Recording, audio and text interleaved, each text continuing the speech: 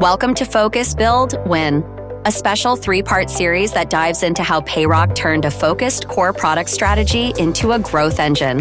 Across 3 conversations, we'll explore how the company is leveraging acquisitions, building products that scale, and aligning sales, recruiting, and partner teams to win. Hello, everyone, and welcome to the Leaders in Payments podcast. I'm your host, Greg Myers. This episode is part of our 3-part series titled Focus, Build, Win, and is being brought to you by Payroc. Today, I'm honored to have as our special guest, Jim Oberman, the CEO of Payroc.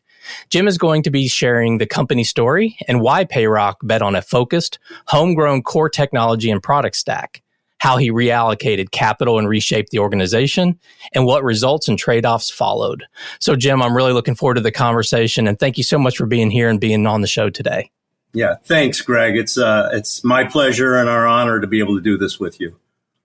So, Jim, I'd like to start by setting the stage. Payroc wasn't always known as a product company, but you made a very deliberate choice to change that. So to kick things off, what was the single inflection point that convinced you Payroc had to become a more product-driven company rather than continuing to rely on third-party vendors? Yeah, the number one thing that really initiated our enthusiasm to do what we've been doing the last 8 or 9 years is we saw what was happening in the market. And very simply put, businesses were developing a preference to have the payment experience with their customers be quick and easy, be what our industry calls omni, which means a customer could pay anywhere, any place, anytime, in the store, at the curb, online, at the counter, at the table. And as we saw this preference of businesses, even whether it be mom and pop on Main Street or very sophisticated large enterprise merchants, they're all generally looking for one thing: to make sure that the experience for their customer to be able to pay for whatever they're selling is quick and easy. And so what began to happen is the large processors in the United States and in the world, obviously for decades, were fantastic at delivering products and capabilities into the hands of sales partners and ISOs, agents, banks, direct salespeople that were more than adequate for businesses.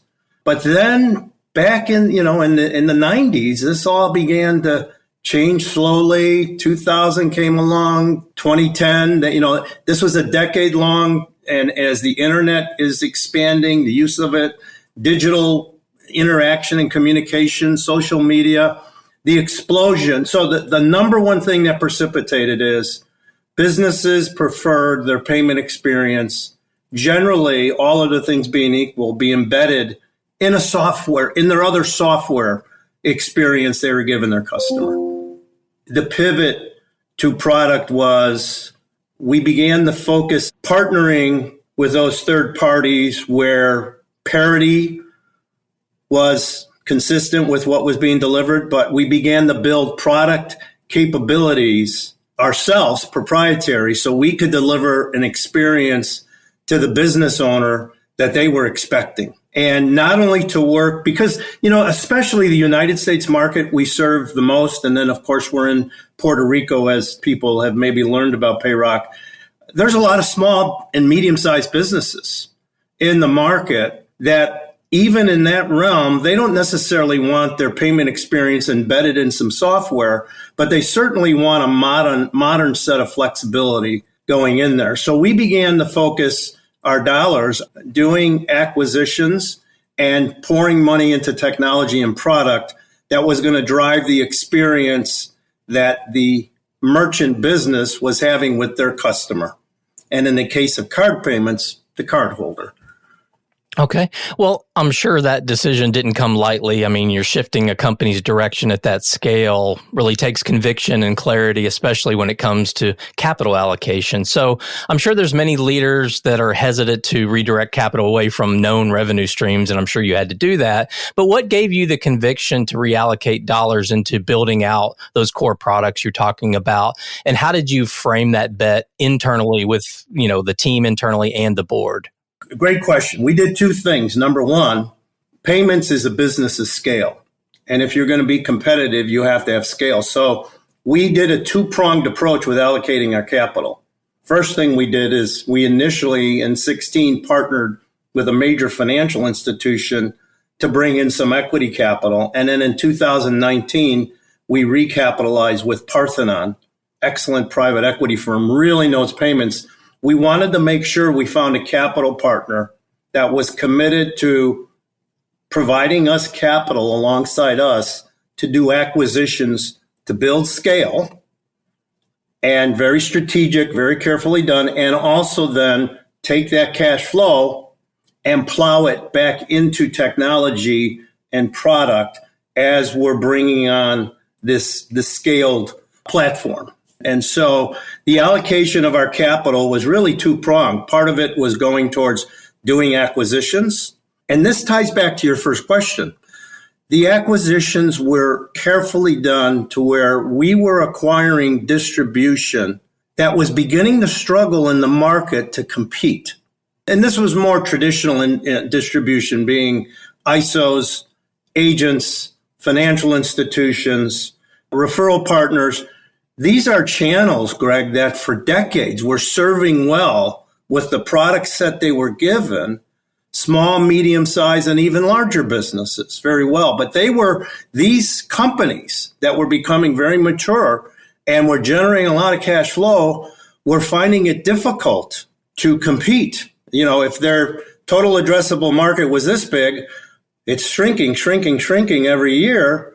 And also, these were companies that were maturing that the founders were thinking, maybe I could take some chips off the table, partially, and put myself in a better position to compete for the future and be part of something stronger, bigger, better, more market relevant. So we began to carefully plot along, and our acquisitions are all documented. You know, we've been very transparent about everything we've done and how careful we've been.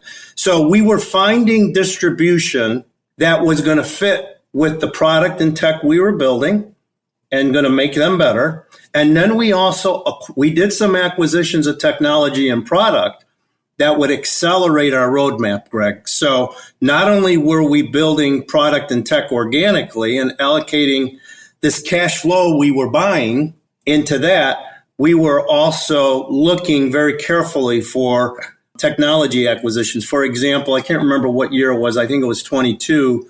We acquired a wonderful international payment gateway called WorldNet that today is the hub of our core international gateway. So that's a good example of a payment gateway. And, you know, there's tons of them out there, Greg, but we didn't just acquire a gateway. We acquired a set of technology and experience that we began to wrap everything around kind of the hub of that technology platform.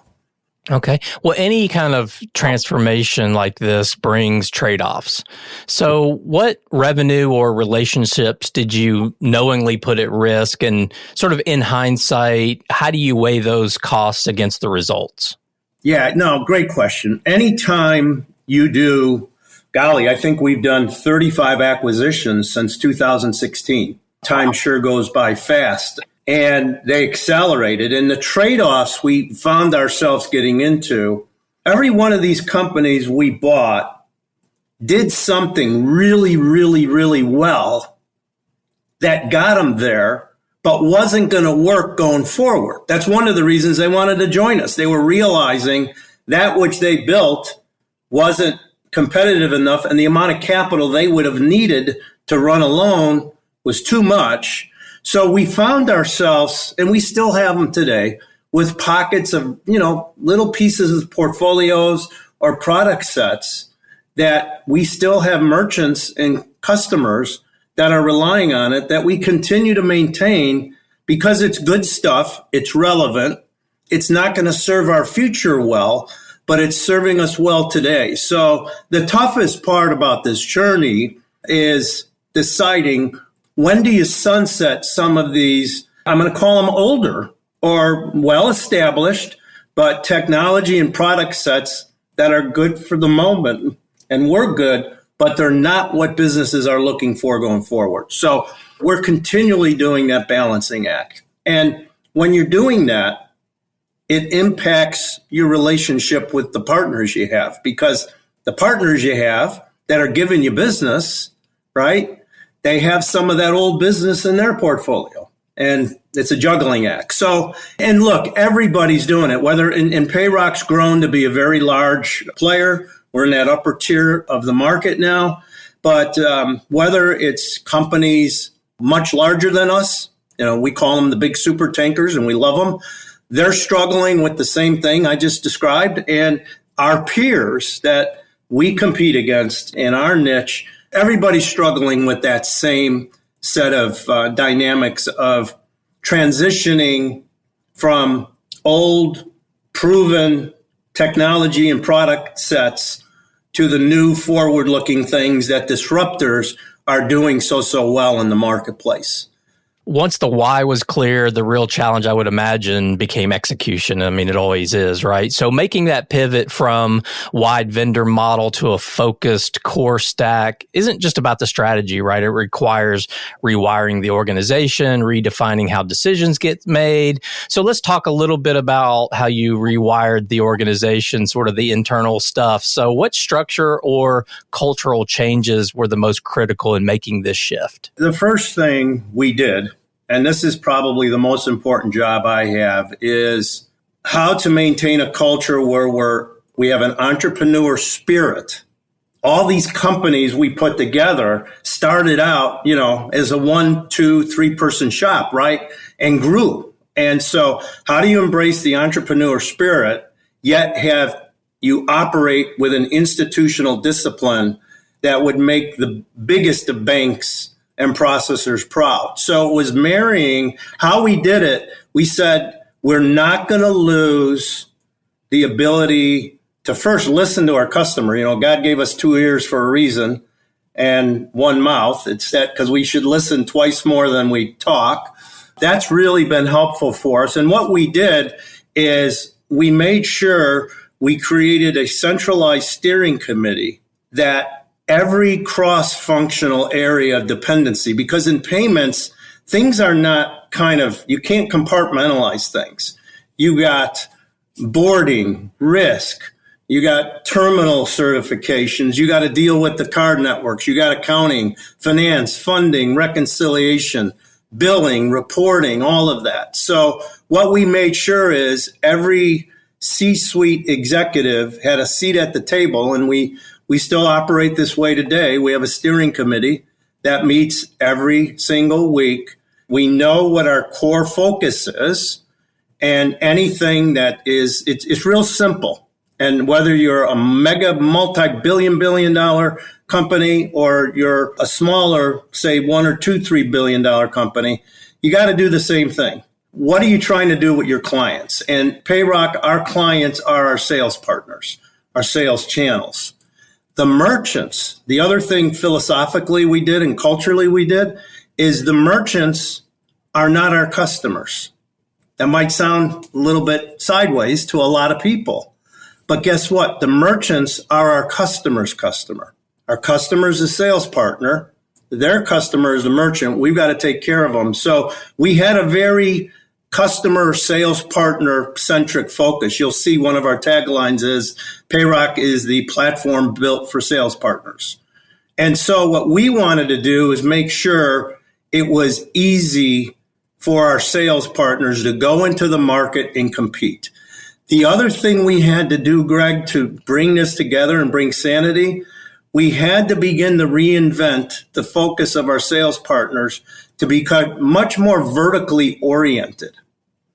Again, for decades, traditional channels were able to go out to the great unwashed masses of North America, let's say, and call on a restaurant, call on a hobby shop, call on a hair salon, call on a barber. You go down the list, it didn't so much matter what business they were in. So we found that to be the case, and we're doing that today as our traditional sales partners reinvent themselves with our products. You'll see we're much more focused in the verticals that we're attacking. Doesn't mean we walk away from other at-bats when they come our way, but it's what we're hunting for.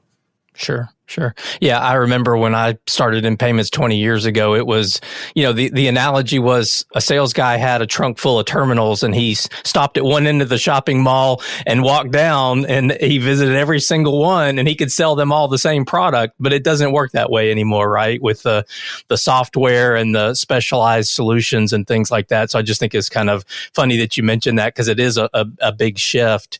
Were there any other things culturally or like internally, the way you operated the company that sort of changed, or is it pretty much the way you just outlined it? It's the way I outlined it. And it was the other thing we had to do when you begin to patch companies together. We had one premise for everything we did. We wanted to make sure the channel that the company we acquired, that their new business was going to be able to be written on our own core platform. That was really important. So we stuck to that discipline. The other thing we stuck to was 90% of the time of the acquisitions we did, the founding teams, we wanted them to become stakeholders in Payroc. So it's a bit, again, Payroc's a unique, we all like to brag how our companies are unique and different, but we truly are, even though we're backed by probably the best private equity firm in the market for payments. And there's others that are great. The founders and management team of Payroc own a substantial amount of equity in the company because everybody, although they took some chips off the table when they became part of Payroc, they rolled over part of their equity in their company into the bigger company.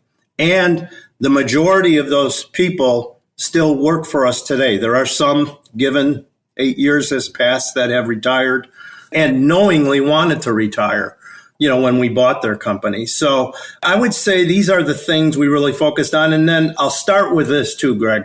You can't manage what you can't measure, and you can't manage what you don't understand. And it starts with data and ends with data. People that know me real well will say, Jim is a data freak. He's a data scientist. But I am for a reason, because everything we do, the first thing we committed to, we invested millions of dollars in core data technology, data management technology, to where all our data is in one place. People will share that, but we do it.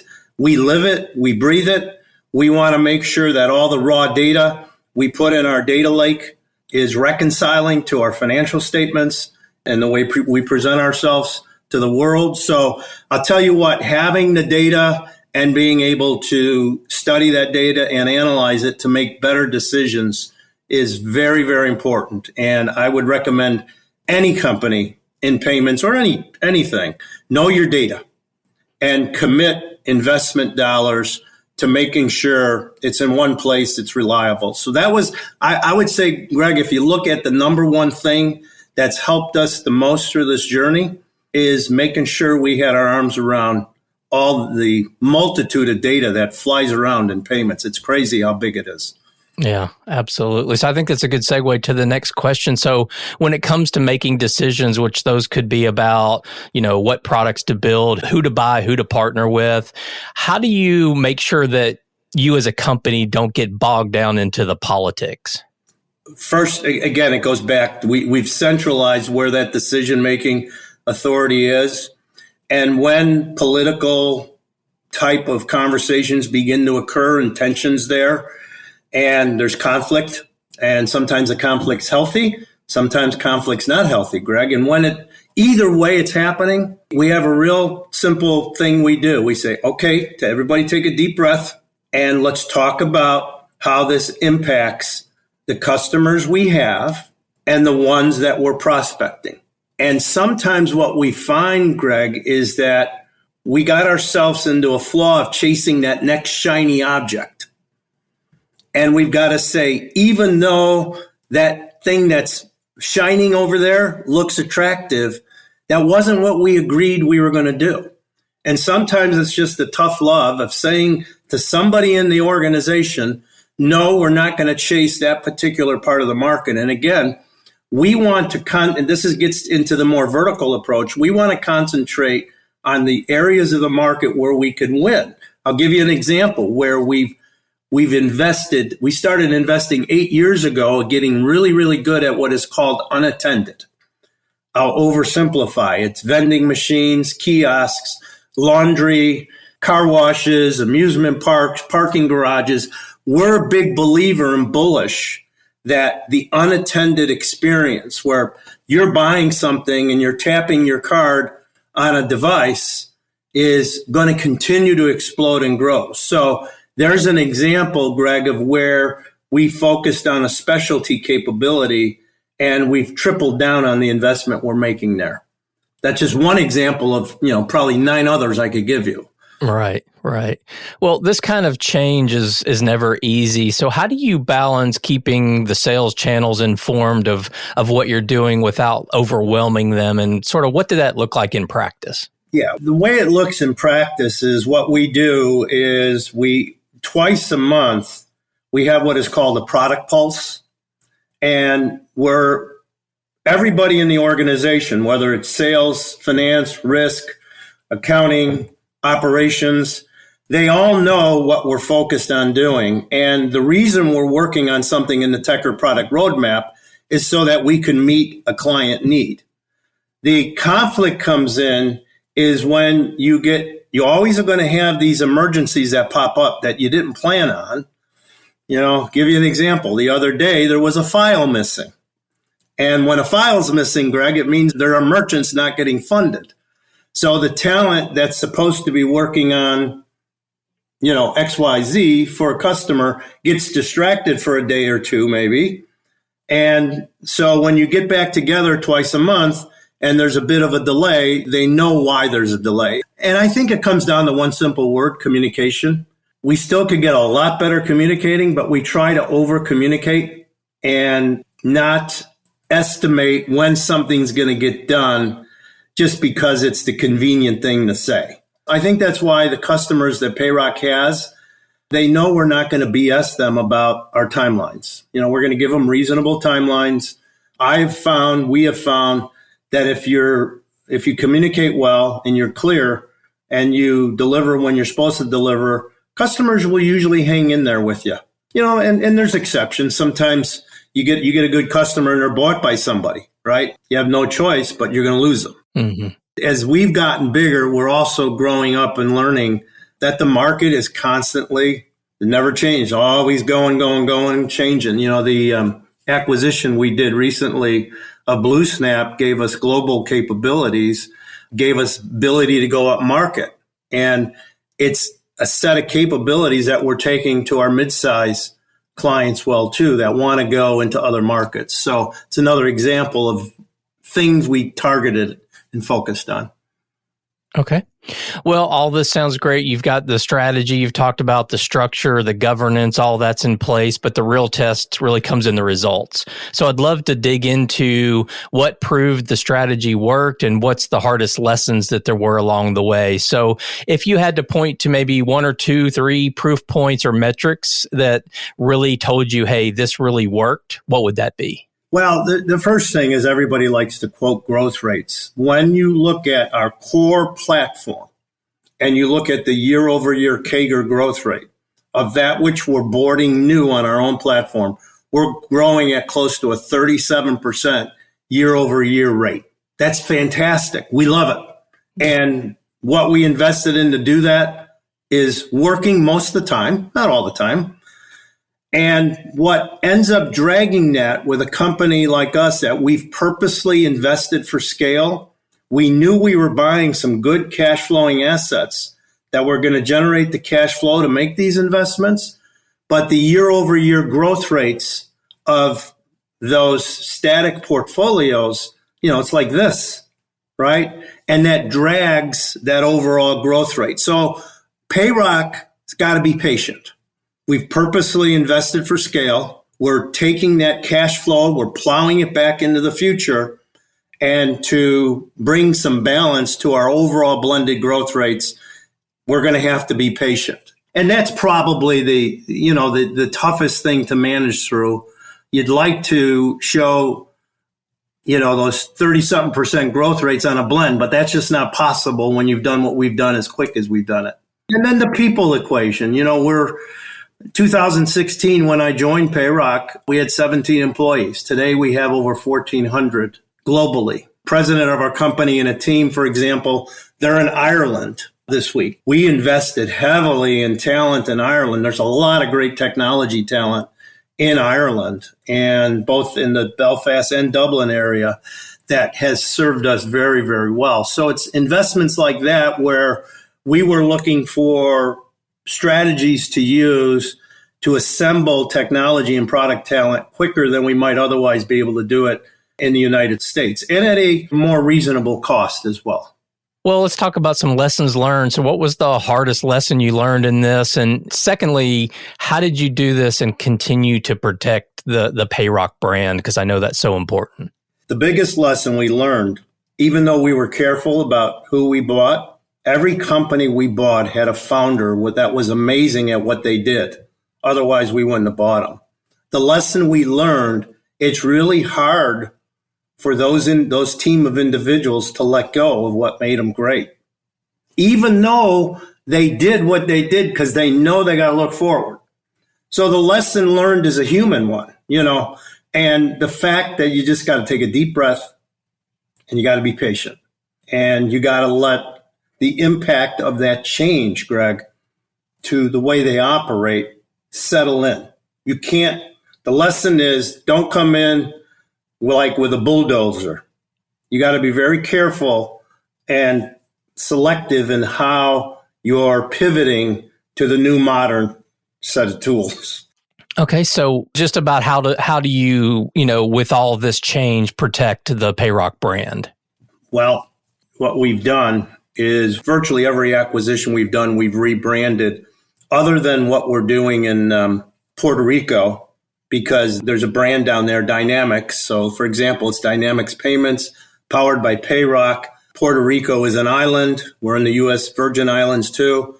And that brand is really well established there. So what we did to protect the brand is to make sure we didn't allow the multitude of other brands we acquired to linger on. That's where, we had to be a little bit more abrupt in changing to the Payroc brand. And then the way you operate. The other thing we did to protect the brand, you still got to answer the telephone, right? So again, like I said, we centralized our data. We centralized where all the calls were coming into as well. And one set of data, one set of tools, one team. That was really important because otherwise, if you're disparate all over the place, and I'll tell you what, Greg, to centralize data and centralize support, very expensive to do. Yeah, absolutely. You need a lot of money. You got to deploy a lot of capital into that initiative. Okay. So every CEO that goes through a transformation like this has kind of what I'm using air quotes, a never again list. So just curious, what's sort of on your never again list? I will never again, and I'll probably end up doing this 3 weeks from now, allow, and I don't mean shiny object in a negative way, I'll never again let some of the opportunities that come our way that aren't in the core of what we agreed we wanted to be and do distract me and us. What I learned, and even though I was coming into this in 2016 and I had been an executive at a big public company, payments company, the journey, the last 8 years, I allowed pockets of time where myself and our team would get distracted chasing something that when you get, 6 months later, you're like, oh my God, why did we do that? We knew we shouldn't have tried to do that. And a lot of times I'll never again try to jump into an area of the market that there's a competitor that really has a superior set of capabilities that takes too much money to replicate.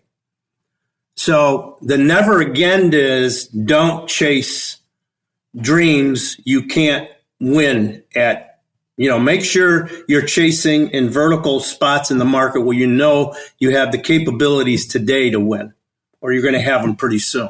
That's our never again. Gotcha. So to wrap up, let's look forward. So if another payments CEO came to you and said they wanted to kind of go down this path that you have, what would be the first 3 things on your 90-day playbook that you'd tell them? Well, the first thing I'd tell them is evaluate the team you have now, because don't assume that the team you're going to go out there to try to recruit and hire is going to get it.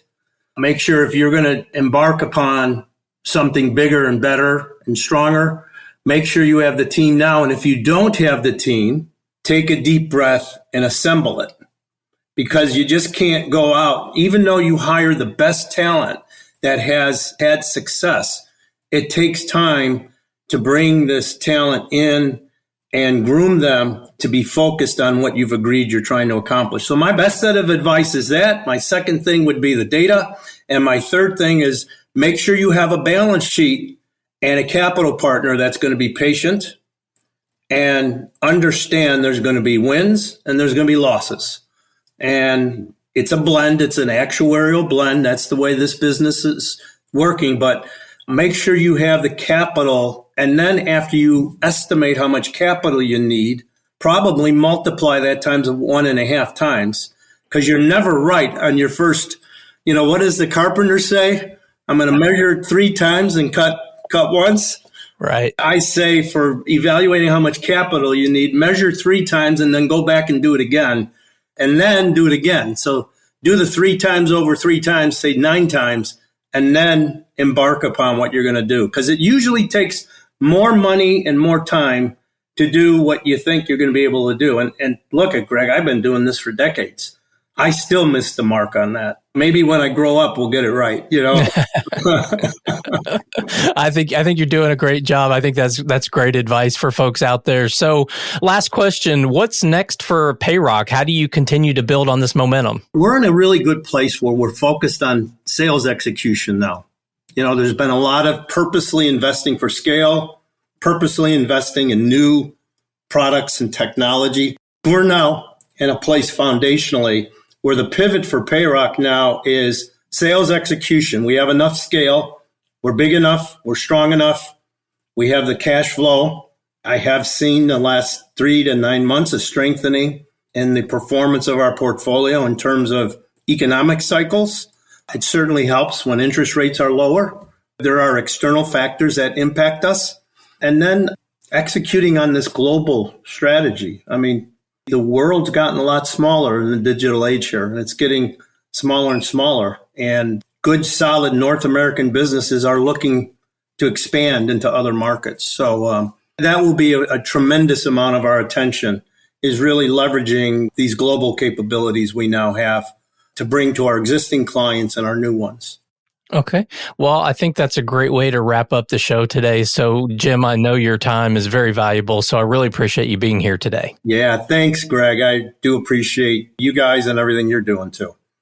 Absolutely. And finally, to all you listeners out there, I thank you for your time as well. And until the next story. Thanks for tuning into Focus, Build, Win, a special series exploring how Payroc's focus on core products drives alignment, growth, and lasting partner success. To explore more resources and insights, visit www.payroc.com/agent opportunity.